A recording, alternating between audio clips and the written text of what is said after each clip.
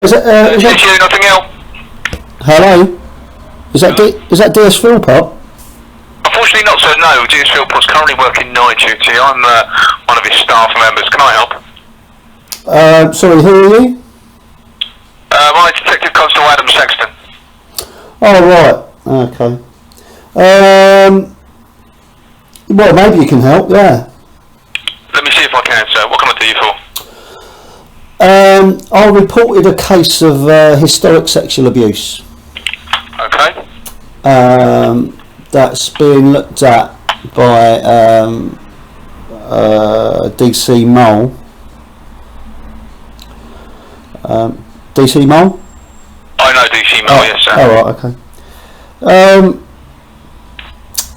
Part of the investigation is about who lived at the address where the offence took place.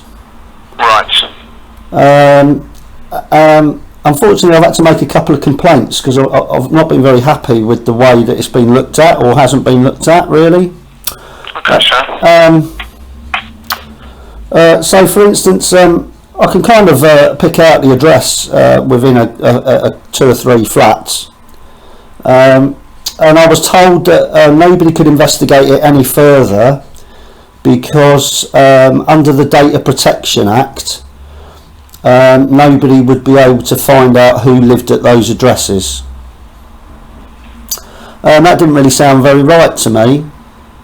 But anyway, I went down to the address and had a look around, and it's got a gated garden for the residents' use, and on the gate it says, you know, if you're a resident and you want the key for the garden, call at number 2 and sign for a key.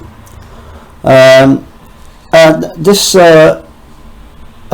seems to be the way that Detective Mole is going about finding out who lived at that address. Right. Is this investigation still live, sir? Is DC Mole still investigating this? To my knowledge, it's still live. Yeah, I've been told that it's. Sir, and I'll see if I can get in contact with her to get some more details. I don't really want to talk to her particularly. That's fine, sir. It's just so I can gather more details from it as well. Well, I asked, would it not be possible to contact the council and find out who was paying council tax at those addresses? And I was told they couldn't under the Data Protection Act. I can find out why these decisions have been made. At the moment, I can't make a comment because I haven't been involved in the investigation, sir. So if I speak to you investigate things, right? I'll find out why these decisions have been made. But you investigate things, right?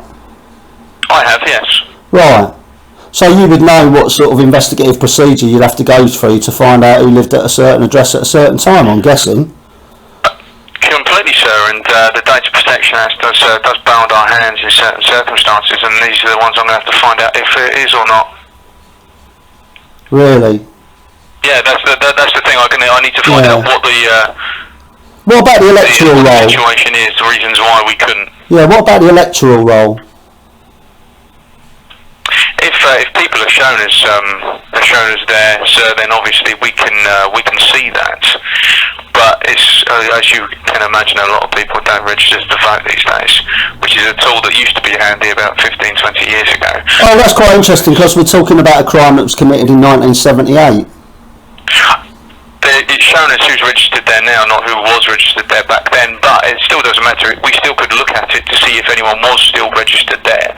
I phoned the council actually, and they've got an archive that goes back to 1978 and beyond.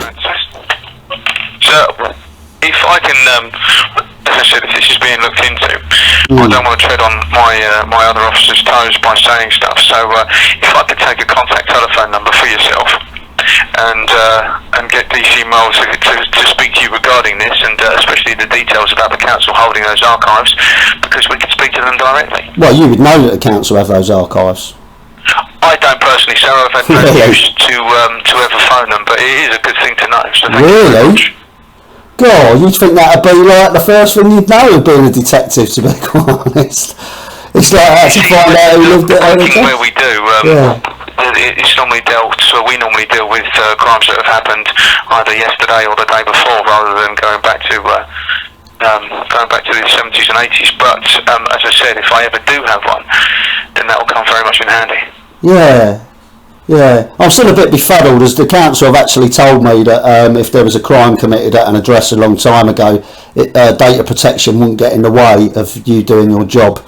So, yeah, I'm just a bit befuddled about why it's being investigated in this way and why I have to keep going. People keep telling me things, they don't sound right, and then when I go and investigate it myself, I find out they told me a lot of rubbish.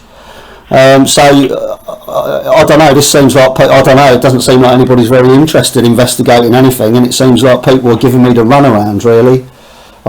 That's why I like that, sir, and what I'm going to do is I'm going to get to the bottom of this and find out exactly what's going on with your investigation and get someone to give you a call back. Well, that's why I wanted to speak to DS Philpott, really. I think I spoke to him before. Yeah. DS Philpott is he's night duty. If you phone the number that you called, yeah, 7 o'clock tonight, still awake. Is that 0192? Is that 0192?